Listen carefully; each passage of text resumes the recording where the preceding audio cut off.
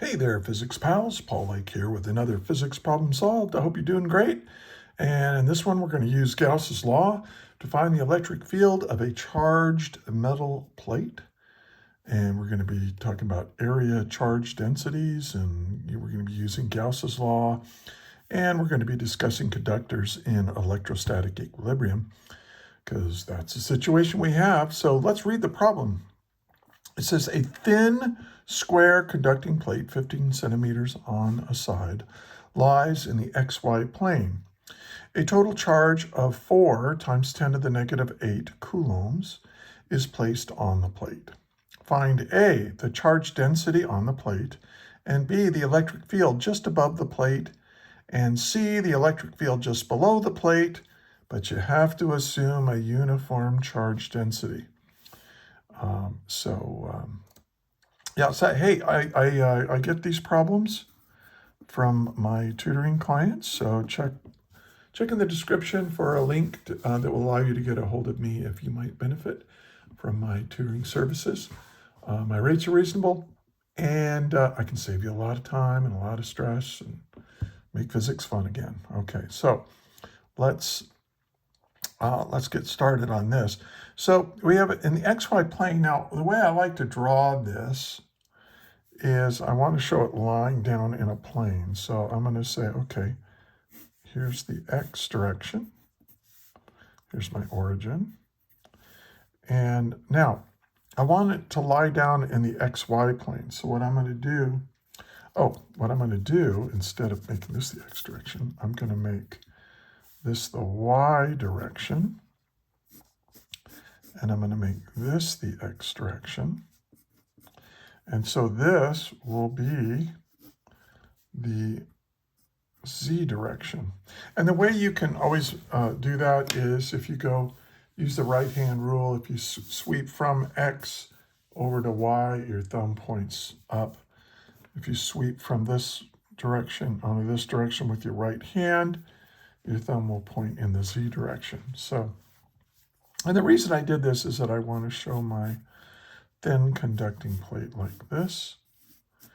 And now you can see that my conducting plate is in the xy plane, and it's 50, we'll just call it 0.5 meters, 0.5 meters on a side.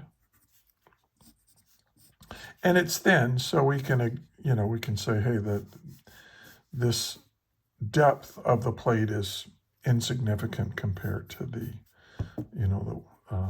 this dimension, the side dimension. Okay, and what else do we know?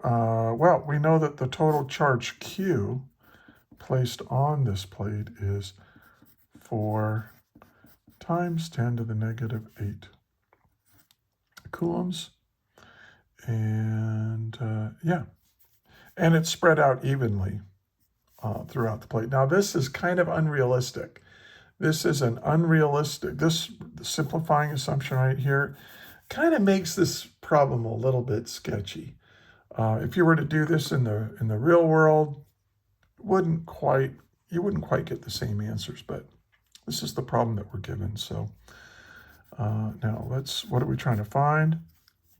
We want for part A, we want the area charge density, which we use sigma to represent.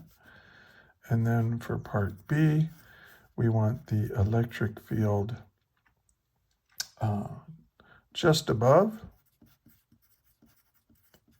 the plate. Now that means my interpretation is in the z direction.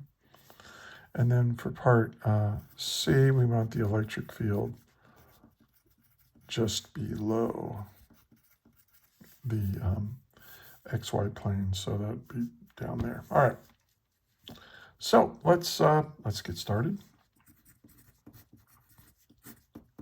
Now, here's what I'm going to do. I'm going to look at this edge on. Okay, this is kind of an oblique view. I'm going to give you, here's the y direction. Okay, and then here's our thin plate of metal. And so this would be the z direction like this. And then the x direction is coming right out at us. So the x is like that. So X, if you go from X to Y, that gives you Z. All right. And we've got charge all over this. And we're going to say that it's an even distribution of charge. And one reason, this isn't my favorite problem I've ever had to solve for one of my tutoring clients, because it's not a very realistic problem. Because what's actually going to happen is you're going to get a crowd of, whenever you have a conductor in electrostatic equilibrium, wherever you have a corner, the charge tends to gather there on the corners and then gets a little more, there'll be some charge here, but it gets a little thinned out as you go into the middle. But that would make this problem very difficult to solve. So we're just going to assume a uniform charge density on both faces, though. So this is for part A. Now, what do we know about charge density? Well, it's equal to the total charge divided by the total area. Okay. Now, what is the area that has charge on it? Well, this charge is this total charge here has to be shared by both the top surface and the bottom surface. So we have the total charge, which we know, but this is going to be 2 times, because the 2 is for the top and bottom. And let's just plug in numbers now. We know what the total charge is, right? The charge is 4 times 10 to the negative 8 coulombs times the area. Now, the area we know is 0.50 meters squared, right? That's the area of a square, and it's a square plate. But it's got a top side and a bottom side. And now, what about the area of the edges? Well, that's what they mean by a thin square plate. That we're going to assume that the edges are so thin that negligible amount of charge is there, so we can ignore it. So, and that's a pretty decent simplifying assumption. This uniform charge density is a little sketchy, but this is okay right here. All right, so this gives us our answer, the charge density. Now let's do it. So 4 times 10 to the negative 8 coulombs. And then we got to divide that by 2, right? Because we have the top side and the bottom side. And then each one of those sides has an area of 0.5 squared. 0.5 squared meters. That's a quarter, right? A quarter of a square meter. But anyway, so you get 8 times 10 to the 8.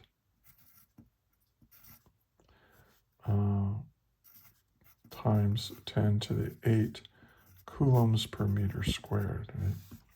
Now, this is fine. You can put a box around this, but this is also equal. Quite often they'll want to put this in. Oh, this should be negative 8. Quite often they want you to put this in like microcoulombs or nanocoulombs or something. So what I'm going to do is I'm going to take this and divide it by 10, and take this and multiply it by 10. And so here you get 10 to the negative 9, which is nano, and then 8 times. So this is going to be 8 times 10 is 80 nanocoulombs per meter squared. So you can write the answer either way. I think the textbook that my student got this from said 80 nanocoulombs per square meter. So, but there's nothing wrong with that. Nothing wrong with scientific notation. Okay, now let's do part B. Now the thing you have to know about a conductor that's in electrostatic equilibrium is that the electric field just off the surface of that conducting material is equal to the charge density divided by epsilon naught in a direction that is perpendicular or normal to the surface of the conductor. Now, it's pretty easy to see why. Let's take a look at a little microscopic chunk of this. All right, so we're going to magnify this. So here's my top surface, and it's got positive charge on it. Now, here, this is a conductor. This is a conducting material, a metal. So these electric field lines, let me draw a little bit more charge on here. So these field lines are going to come up like this. So if I surround them with some area and then I project this down, and then this is my Gaussian surface, I'm going to use Gauss's law. Okay, and Gauss's law says that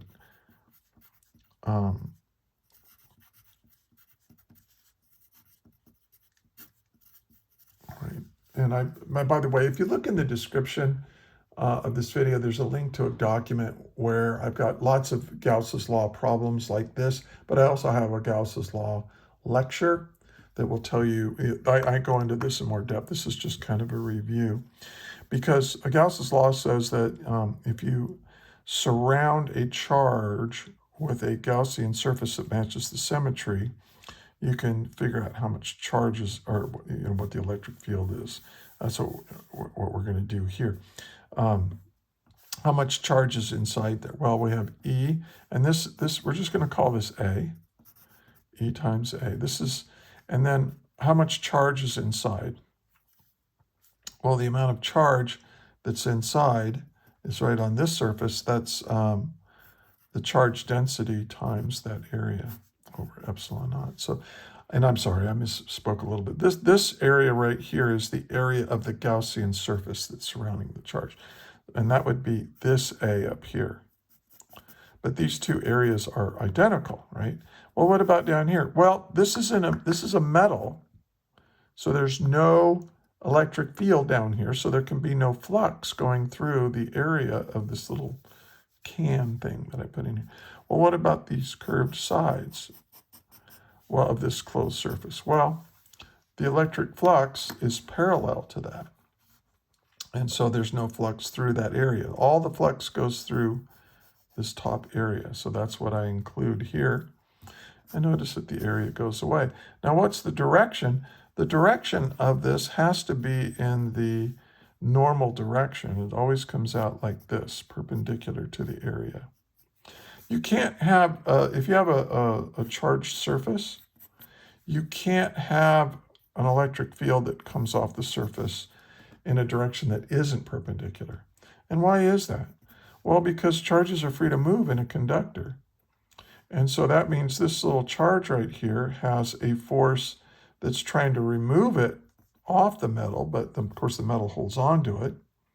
But it also has a component of that electric force that's parallel to the surface. Well, these charges are free to move along the surface here. So if you have an electrostatic condition, they're done moving, and they're all moving. They move so that they come off perpendicular to the surface. Okay. So now we can figure out what the electric field is above the surface, just above right here. And so that's going to be the charge density. And I'll just use the scientific notation, -8 coulombs per meter squared. And then we're going to divide it by the permittivity of free space, epsilon naught, which is 8.85 times 10 to the -12 Newton meters squared, coulomb squared, like that. And let's make sure the units turn out okay, right? The meter squared cancels the meter squared. The coulomb cancels with the coulomb squared. So on the bottom, I have coulombs per Newton, but if you reciprocate and multiply, that turns out to be newtons per coulomb, which is what we measure an electric field in. Now, this is in a direction that's perpendicular to the surface. So let's now figure out what our answer is So 8 times 10 to the negative 8 divided by 8.85 times 10 to the negative 12. And look what I get. I get 9.04 if I round off. 9.04 times 10 to the 3 newtons per coulomb. Now, for part B, above, what's the normal direction? Well, the normal direction is going to point like that, right? It's going to point up. And what direction is this normal direction? That's in the positive z direction, which is in the k hat direction. So you can write it like this, but actually the textbook that my student got this from said this. They said 9.04 kilonewtons. 10 to the 3 is kilo newtons per coulomb, and in the k hat direction. So there you go. That's the electric field just off the metal like that, assuming a uniform charge density across the surface. Okay, now part C, once you have part B done, part C is pretty simple. Because on this plate right here, this is the normal direction. But if you're below it, the normal direction is just like this, right? It's down, or if I come over here, it would be kind of, and it's also normal to the bottom surface of that. So on the bottom surface, the electric field is the same magnitude, kilonewtons per coulomb. But what direction? It's in the negative k hat direction. Now you can put this negative out front if you want. So you could write it as negative 9.04 kilonewtons per coulomb in the k hat direction. But I like to put the negative with the unit vector that describes the direction, because this is the magnitude. It's always going to be positive. This is the direction, negative k hat. So I think it makes the most sense conceptually to put the negative with the unit vector. And sometimes I go back and forth depending on what I'm doing. Like if I'm adding vectors, I would move this over so that, but it doesn't really make that much difference. Okay, so there's my answer for part C. And there we go. Not a too terribly hard problem. Okay. And there it is, another physics problem solved. Hey, if you enjoyed this, please like, share, and subscribe. Look in the description for links to not only my tutoring services, but I have hundreds of example problems like this worked out, and check those out. There's a Google Doc that has them all organized and stuff, so surf around. And hey, thanks for watching. Also, thank you for studying physics. Hey, I'm not kidding. If it weren't for hardworking, smart students like you learning this stuff, our civilization, it's all based on technology, right? It's all going to crumble if we don't have people who understand how the universe works. So as frustrating and as difficult as it is to understand the universe, it's also kind of cool. But it's also very, very important. You're doing good work. So thank you. And until the next video, may the net force be with you always. That is all.